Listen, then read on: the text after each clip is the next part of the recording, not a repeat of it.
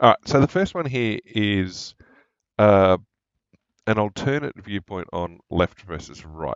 And I pulled it up because it's kind of interesting and my head's in his way, sorry to say. There he is. Hello. Right. Uh, I will put the link in the description later on if I clip the videos. But basically, he's going to run This is a through. topic that's always been kind of one of my pet peeves when people talk about our political spectrum and they go, there's the left and there's the right.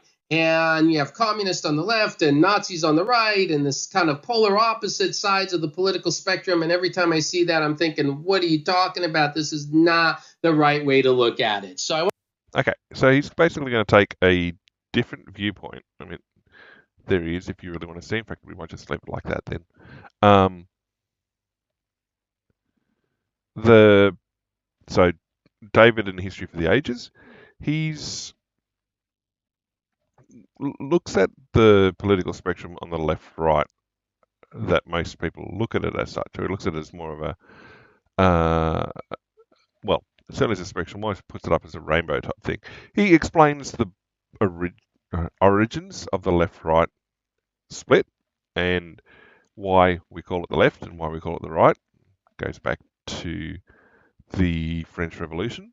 But he says that well, it's almost more of a closed circle. He doesn't use that concept. He looks at it more in terms of bureaucratic not overreach, the degree of bureaucracy that the ideologies put forward, and the level of governance and I guess hierarchies that are associated, and that some of the ideologies that people look at as being very far apart are actually really, really close together, which then explains a bit more about, well, not so much why people have trouble understanding the links between them, but why there seems to be sometimes a difficulty separating the concepts. As we move through, there's a couple of places I'll pause and talk about what the actual texts of those ideologies tend to say and how it's somewhat difficult to separate them and the implications, I guess. So we'll run through. I want to kind of go over this, showing the traditional way the political spectrum is often described as. And I'm really curious, is this how you learned it? Did you not learn it this way? And then I'm going to show you how I like to talk about it with my students. And it's a very different approach in terms of understanding history and past politics and current events. So here we go. So this is what the way it often looks, right? Kind of this kind of rainbow shaped thing where you have the left and you have the right. And by the way, why is left left and right right? Now, I don't know that many people outside the US would put the Democratic Party and the Republicans there like that on either side of centrism. I think most European nations would push both Democratic Party and Republicans more over here in the conservative bracket. There'd also be a lot of people who'd argue back and forth that maybe conservative and Republican. I mean, he's obviously overlaid the political parties so people can get an understanding of where they fit in this spectrum. I think, yeah, particularly Europeans would see Democratic Party as a fairly conservative, at least when it comes to the degree of socialist parties, including card-carrying communist parties, that they have represented in their political systems. Whereas the the furthest left that the US political system seems to have is, well, apart from independents, probably the Greens candidates. But uh, the he says this is the traditional shape, and he's going to have issues with the positioning of these two concepts. Well, not so much communist. I mean, that's fairly well defined, but this one, he argues that that's not very well positioned, and there's reasons for that. So, I mean, as he says, in practical terms, there's very little difference in that. this is kind of a really cool little tangent, but it's an important part of the story here, which is it goes back to the French Revolution. So when you had the French Revolution, you had what we call the Legislative Assembly. Everybody who sat in there was in favor of the French Revolution, but there were people who sat in that Legislative Assembly, and some sat on the left side and some sat on the right side. And the ones who sat on the left side were the more radical ones. They wanted to, kill Louis, behead him, and all that. The ones who sat on the right side, they weren't happy with the King of France, Louis XVI. They wanted him out of power, but they didn't necessarily want him dead, right? And there were some other differences as well. And so the people who sat on the left were more radical. The people who sat on the right were more conservative. And that's why we think of right being quote unquote conservative and left being more and more quote unquote liberal, right? So that's where those terms come from. If you're wondering why left is left and right is right. So when we generally see it, we have the center, and this is how it's usually depicted. You go a little bit left, Democrats, a little bit right, Republican, further left, liberal, further right, conservative. Of course, these terms also change meanings over the years, right? If you look at 19th century liberalism, nothing to do with what a liberal is today, I think. Maybe not nothing, but very little to do with what liberalism is today. And then you go further left, you get to socialist, and you go far left, and you get to communist. And on the other side, you go far right and eventually get to Nazis and fascists and all of that. The problem with this, and why I completely dislike this model, is because then you look at this and you go, okay, that means communism and fascism, Nazism on the opposite sides of the political spectrum. The problem is, in reality, they're the same thing, right? Now, of course, there are technical differences between communism and Nazism and fascism, and I have a video that breaks. Now, if they close the circle and then you describe the adjacent ideologies as being related, it would probably be more sense.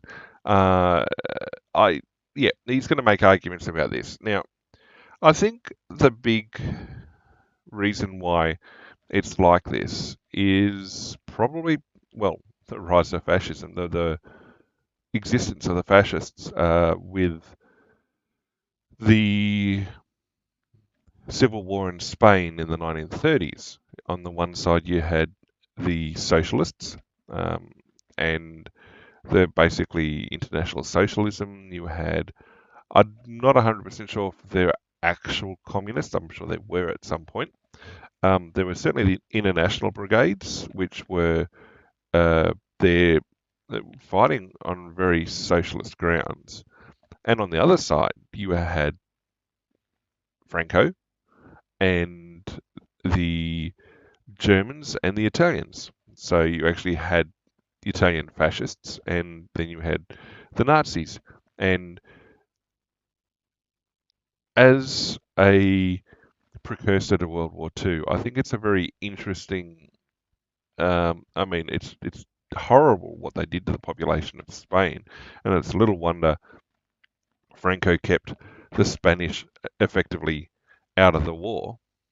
And it's one of those things that you have the Germans and the Italians sort of teaming up together with the rise of, well, the ideologies that they would carry through. And then they fought against a heavily socialist opposition. And I mean, the amount of propaganda that came out of it, the amount of atrocities that both sides carried out against the civilian population, all to further their ideas. And it's the sort of thing that both sides were very, very repressive. And had Franco lost and it became a socialist state, I think potentially, well, the excesses that came with Franco probably would have carried on as well under the socialists. Would there have been as much of a poor taste left in the mouth? I don't know. George Orwell certainly fought on behalf of, well, on the side of the international brigades, and some people say that it's the experience he took away from it that sort of pushed him away from being a believer of socialism himself, and ultimately led to the sort of I guess it was the seeds of things like Animal Farm and 1984, based on his personal experiences during serving with the international brigades. Funnily enough, there was a book I was looking at reading a couple of years ago, talking about the I forget exactly the title, but the context was that it was going to be not an expose, but highlight how wonderful the international brigades were and all the horrible things that happened to them and everything else. And in the blurb on the back of the cover, it talks about how important it was towards democracy and everything else. But it says that the whole reason the book is being able to written is because archives of international socialism were now open in Moscow. And it's like, in the comments associated with the book, the author was being torn apart as painting the book as being something about promoting democracy and democratic principles and all of that, when it was socialism through and through. And the author didn't see that in themselves. And it raises questions about that, the meme that you see about the left versus the right and how the left keeps moving left, therefore the centre becomes right over time, or is then perceived as being right over time, as in right line, not necessarily correct, maybe both.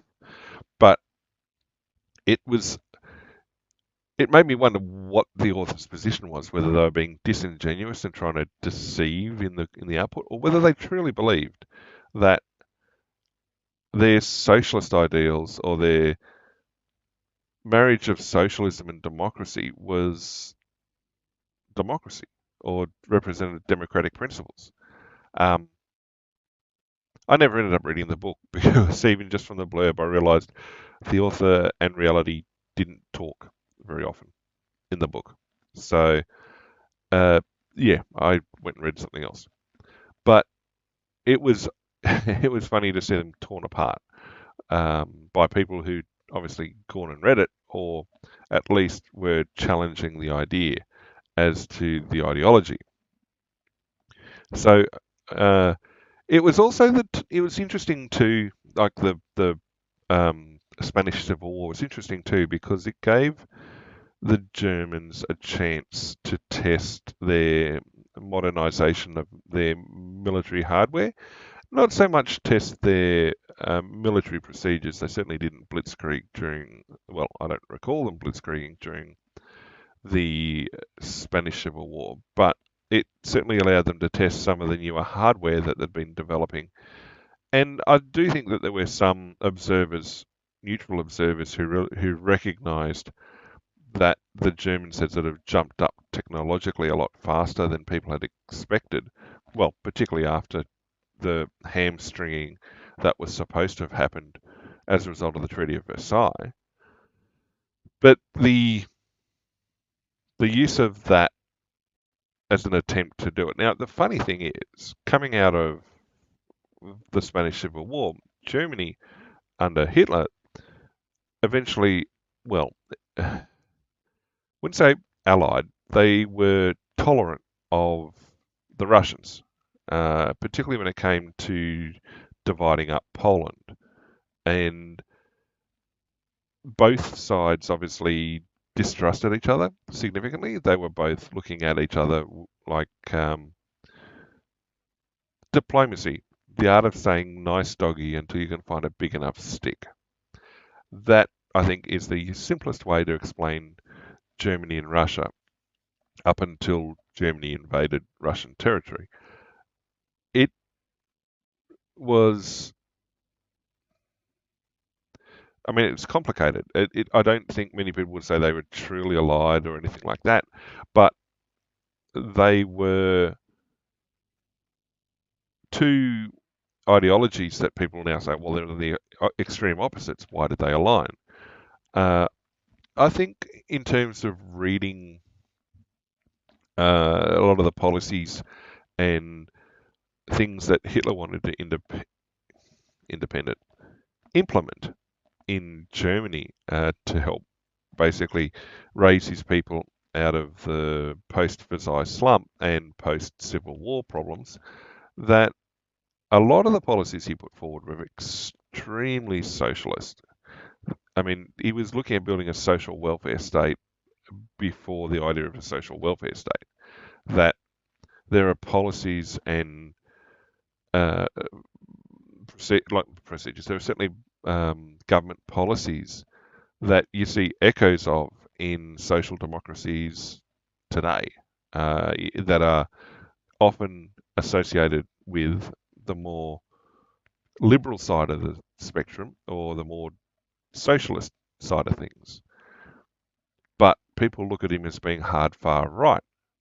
Now, is that because when the Allies, i.e. the US and UK mainly, well, hardly, I mean, okay, you look at the US, UK and Russia as the main allies. Well, Russia was communist.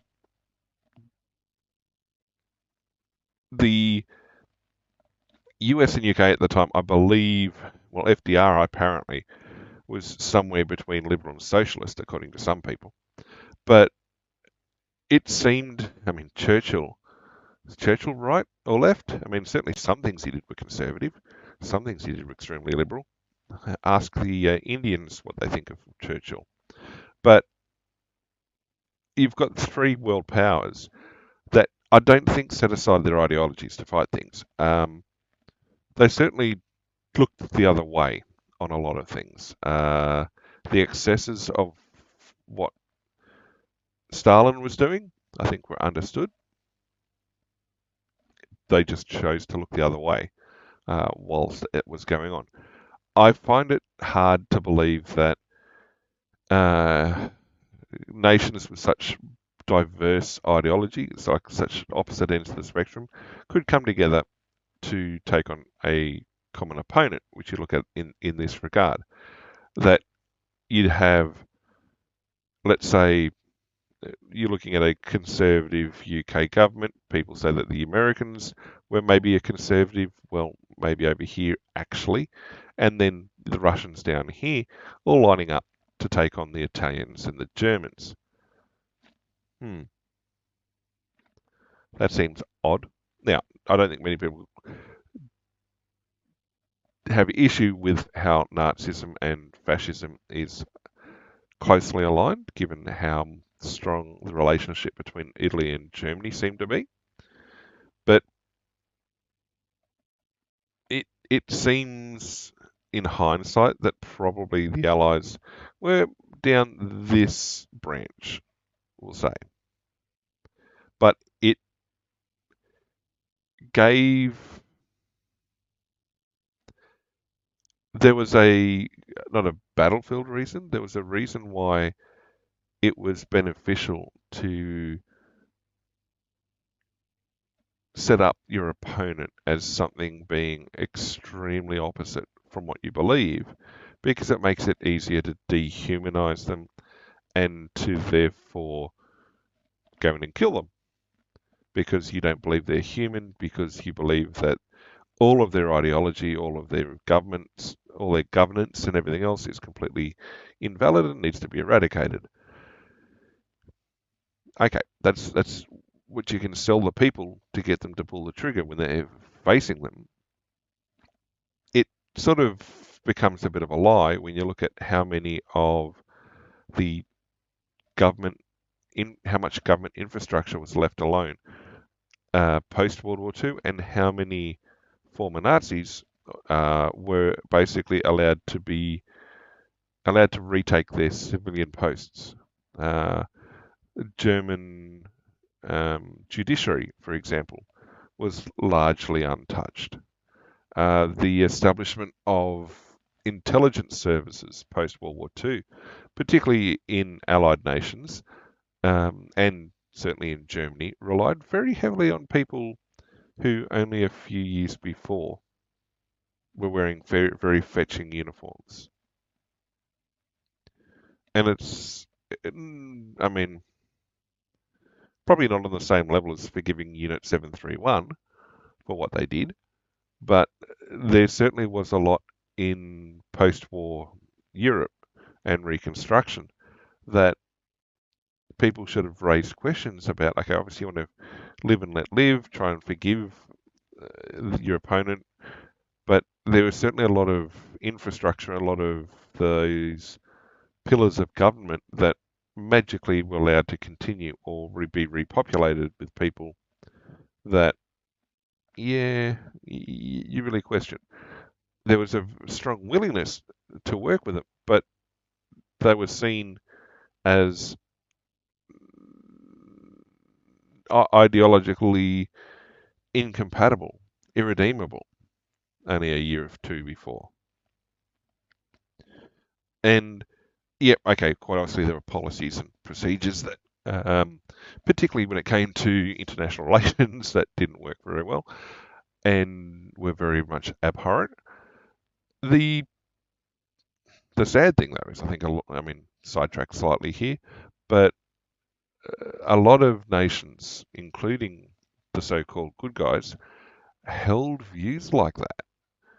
And I think it was a convenient scapegoating that a lot of nations basically washed their hands of the degree of anti-Semitism and a similar approach to people they felt were undesirable within their own communities.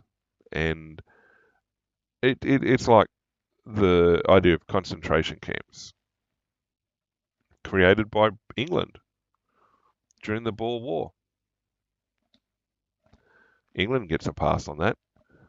Uh, it's it's odd how a lot of the things that got blamed on one side or another were actually evolutions or things that that side had created maybe decades before.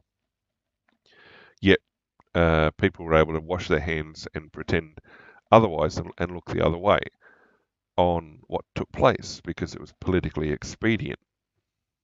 Yeah, coming out of World War II, I don't think that political expediency existed, and certainly there were aspects of the what the Germans did that were exploited or amplified to benefit the occupying power in that area at the time. One example would be Catherine Wood, the effective eradication of the Polish military officer corps. For many, many, many, many decades post-war, it was believed, well, by most, because they were told that it was because of the Germans. The Germans had done it. When the truth was, it was Russian. The Russians had done it. Now, the fact was, well, there's a whopping great big hole in the ground full of a lot of dead Polish people. No changing that fact. It happened. But the occupying power after the end of World War II were the Russians. Now, they weren't going to admit to a war crime like that. So they blamed the Germans. And for many decades, it was accepted as truth. And I mean, I'm not 100, I did read why it eventually came to light, but it raises the question of how many other war crimes that took place or alleged war crimes that were prosecuted or alleged to have happened that were attributed to one side or another. That the truth is quite possibly in the other direction or somewhere in between. It's, yeah, very hard to work things out sometimes. There's no nice clear answer. And it's the same as things like unrestricted submarine warfare. They tried to prosecute that at Nuremberg, only for the Americans and British to step in and say, no, you're not going to do that, because the importance of unrestricted submarine warfare to their own warfare conduct was such that they couldn't even allow the suggestion that it was going to be a war crime to be doing that. And it's certainly the case in the Pacific with US submarine activity about the number of Japanese ships they sank. There's some really serious questions about how well defined some of those targets were, especially the ones that were carrying POWs and civilians, whether they were appropriately marked and whether they were correctly targeted or correctly identified as a valid military target. And you could argue the same as well. I think it was the Deutschland. I think that was the name of it. It was a ship, an old cruise ship towards the end of World War II that was taking basically repatriating German citizens and those who wanted to from Danzig, I believe. No, it was somewhere towards along the Baltic coast. But basically, it was quite clearly a cruise ship, a liner, but sailed out into the Baltic, out into the Baltic and got sunk, and is one of the worst maritime tragedies for numbers of deaths in um, in history, because basically it was all refugees, so almost all civilians trying to be repatriated back to within German borders. Yet that was not prosecuted as a war crime. It was a case of either target misidentification, it's a liner, or just accepted as part of warfare. But anyway, back to this point about the spectrum of political Breaks thought. down what is fascism in 5 minutes. Definitely worth checking it out. And, and when I talk about the Bolshevik Revolution, I go through what is communism and Karl Marx and all that stuff. And so I break these ideas down for sure. However, what they share in common is so much more important. What they share in common is they are both authoritarian regimes controlling every aspect of your life. And that's why I don't like this model. And I prefer this. And this is how I think it's better explained. Now, personally, I also like this adjustment. It takes away the concept of left versus right, putting that was basically a straightening out of that prior curve. And he's looking at this from level of control over people's lives by government. And so he goes all the way from anarchy, where there is none, or should be none, through to authoritarian / totalitarian regimes. And again, he's put his US part now. He puts his US parties on this line. Now, people look at it and think, right is more right. Well, think of it as going more left in the case of the previous infrastructure, previous architecture. He still puts the Republican Democratic parties further down the line than conservative. He's moved them well into centrist. He doesn't have liberal on here in any way, shape, or form. But the and he does say that you've got this mix of people who identify themselves as Republican or Democratic. That, for example, people who identify themselves as Democratic, who are for a smaller government, which is traditionally seen as a viewpoint of Republicans. And then you have some Republicans who are for greater legislation, greater government department, greater government reach, which would put them more down this line in terms of desiring more government impact and interference, I guess, in direction in how people live their lives. This conservative viewpoint, I mean, seems a bit odd. It's clearly not it's maybe it's not a linear line as such. It's not a linear spacing. It almost feels logarithmic in some places. The and you get some libertarians who'll argue, well, they're not one step removed from anarchists. They still want and desire government to be there, but how that government, I mean, I can kind of see it. And I mean, as he says, there's no clear good model that explains ideology. It's like people who describe themselves as fiscally conservative but socially liberal.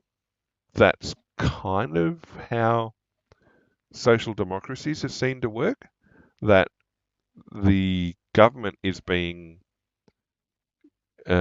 responsible, tight purse strings most of the time.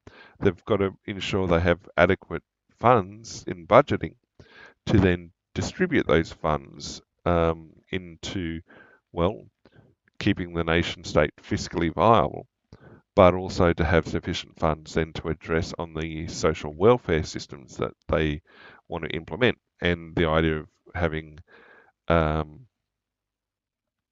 liberal social viewpoints is that you want to support things like welfare systems, you want medical healthcare, government-sponsored healthcare and education, so that everybody has an equal access to healthcare and education at the same level. That you're going to then ideally get equality of outcome by virtue of equal access, and that there are no gaps in society where people don't have the opportunity or don't fall behind for various reasons. So that would be regarded as um, a liberalised social position. Well, people say progressive, probably more regressive sometimes. So you've got already, even in the existing system, you've got people who hold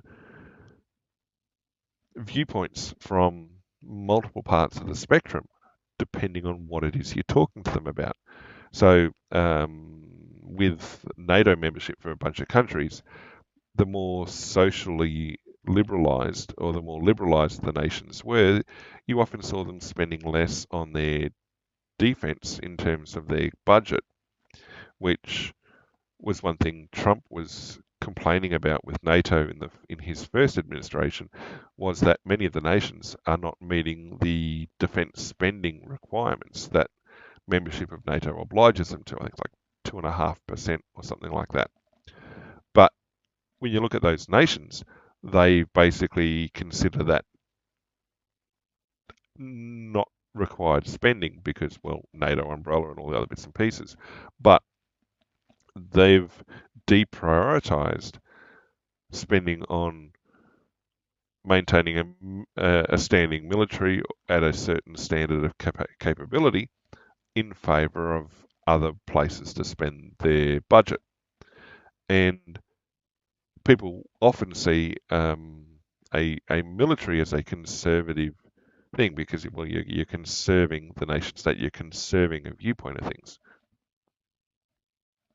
Obviously, they've been given direction on that. Even energy policy can be seen as conservative or liberalised in how it's approached. Certainly, things like mass renewables is being painted as a socially liberalised viewpoint because they're the nations that have them. But at the same time, it's just generating power. How does that attract a an aspect of the political spectrum? The electrons don't care what you believe about them. You're still going to get power. It's probably more tied to environmentalism. Now, environmentalism often should be put on this spectrum as well. We talked about the other day about how you have this spread from environmentalism, the more radical elements of it. So you're looking at people like Sea Shepherd, and then you've got your conservation. You want people who want to, well, conserve the environment. You've got obviously a focus on preserving the environment, but you're not as radical as, say, the environment, like full-blown environmentalism, and so you're not spiking feedlots and things like that. So you're looking at probably the classic Greenpeace. Now, over time, Greenpeace seems to have drifted further into environmentalism from conservation, and even the founder of Greenpeace left because he felt they were drifting away ideologically from what he set out the organisation to be. Then you have sustainability, which is about the effective and efficient interaction with the environment in a way that preserves viability of that interaction going forward into the future for future generations. So if you have to have trees logged to provide timber and paper and things like that, either you manage plantations because you've already clear cut areas, so you replant and you now manage plantations. You change your logging procedures to thinning as opposed to clear felling, and so the environment is not completely destroyed in those areas. You still replant and you more effectively manage the forests.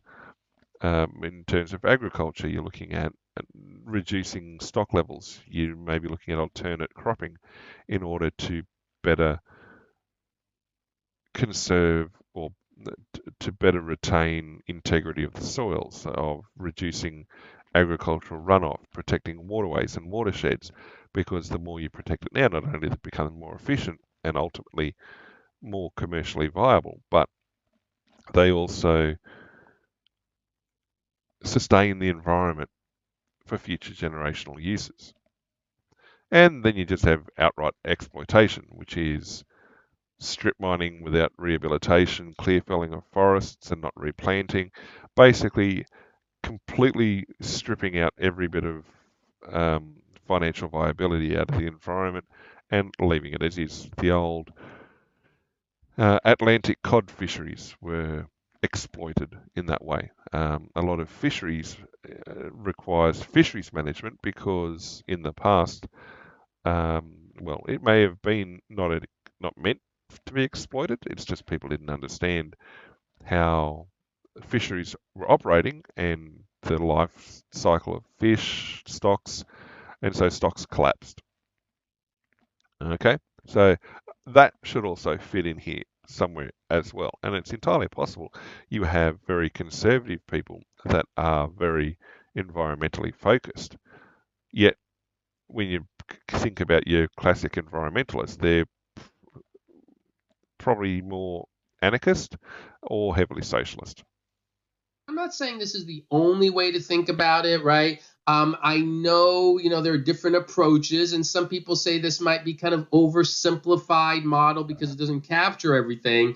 But I think it's much better when you're trying to kind of gauge and evaluate the sheer level of control government has over your life. So on one side, you have anarchy, right? Anarchy, no rulers, no law, chaos, right? Then you have along the political spectrum groups that want a little bit more government. So you have your libertarians, then you have what you would call conservatives, then you have Republicans, they want a little bit more government than conservatives. Then the Democrats want a little bit more, socialists want a bunch more, and then you get to the end and you have your communists, Nazis, fascists grouped together because they're all about, basically taking control of people's lives in a very kind of authoritarian manner. Now, I know some people are probably already screaming, wait a second, I know there are conservatives who want big government in some things, and liberals want small government in some things. Of course, right? Yes, you could find examples when there are conservatives who say, I do want government more involved in, certain elements of people's lives. And maybe you'll find a Democrat who says, no, in these areas, I want less government. But if we're honest and we're being truthful, generally, people of the political, what we again, quote unquote, call left Democrats, they're the ones who want bigger government, things more regulations, more control of our day-to-day lives. Again, the argument is it's better for society, whatever their belief system is. And conservatives generally believe smaller government, better. What was that famous line from Ronald Reagan, right? Traditional conservative, where he says, funny line. He said, the scariest words anyone's ever heard is "I'm here from the government and I'm here to help you," right? Paraphrasing a bit there, but the idea of a big government is not something conservatives generally like. So this, I think, captures at least a little bit more reality than left and right, because it groups it more from limited government to extreme government. Now, there is another way of looking at it, which is sometimes called this quadrant.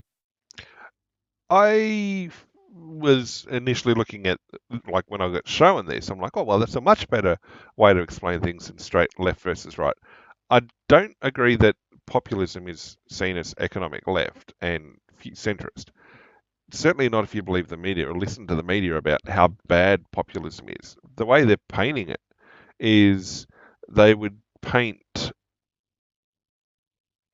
I mean, okay, he's put things in various places. If you listen to what the media says and the left side of, if we're going left versus right again, the left side of politics are talking about populism, they're going to put it here in an authoritarian right. They don't think it's libertarian. They want, no, no, no. They've definitely placed it as an authoritarian structure, only barely removed from fascism. I mean, as he just said, there's no real difference between the fascism and communism. That if you forget left versus right, that it is really a means to control the people through government. I also don't think necessarily that industrialism is an authoritarian thing. I would have placed it more back towards centrism, futurism. That's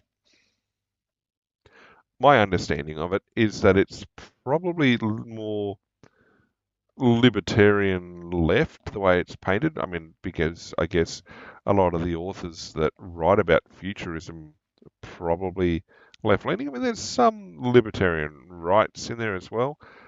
There is, there's a couple of diagrams out there that talk about the different type of futurist concepts, and actually places them on a spectrum from basically an idyllic. Well, they're all some are painted idyllic, but you got dystopian, complete state control on one end, and some sort of idyllic Gaia on the other end. I mean, that obviously belies the personal beliefs of the person who created it, but it does sort of talk about those different futurist concepts of, okay, you can very basically bucket things. I mean, looking at, say, cyberpunk, you can fit that into one of these brackets to say, right, you're looking at at potentially near dystopian society that has extreme levels of technological infrastructure, and the technology, whilst it has improved people's lives, is now largely being used to suppress them. And you could look at maybe Blade Runner as, well, it's a very futuristic society, or Blade Runner and Fifth Element as being potentially dystopian in how you might choose to look at them. Certainly, there are elements in Fifth Element that are very hedonistic, but it's almost an elite that can access it, whereas the everyday person is living in a near totalitarian system, or living in a near dystopian system. So it, yeah, I mean, I don't 100% agree with what he's put on in terms of italicized positions, but it is an attempt to Right, introduce where you have authoritarian. that second dimension to it. So you've got economics on one side, and then I guess you've got your left right. Um, uh, well, you've got your, I guess, government control along the other. So talking before about the idea of people being economically, so fiscally conservative.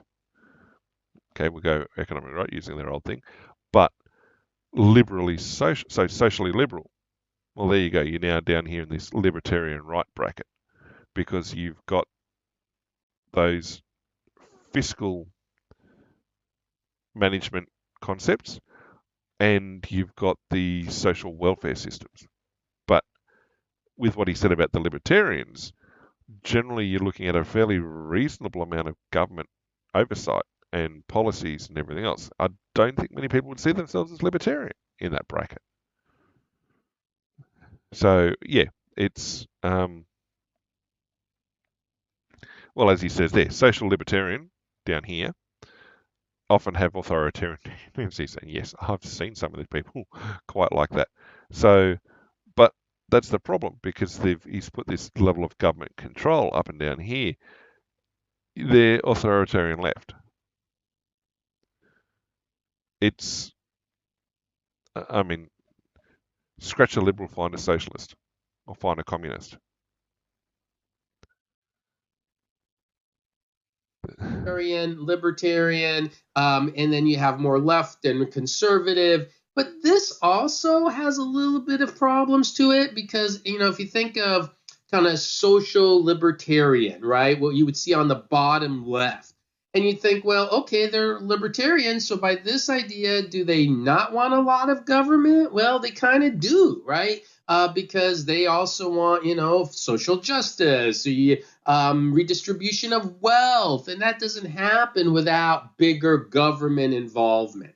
And so, even this model, I will say I like this still better than that rainbow model. And so there's no one perfect way to, I think, look at the political spectrum. But I definitely think when we used what we usually see and most often seen is just kind of this left right. And on the left, you have communism, and on the right, you have Nazism, leaves a lot to be desired. So I wanted to share a couple different ways to look at it. If you want to learn more about kind of what is fascism, you can watch my video on fascism.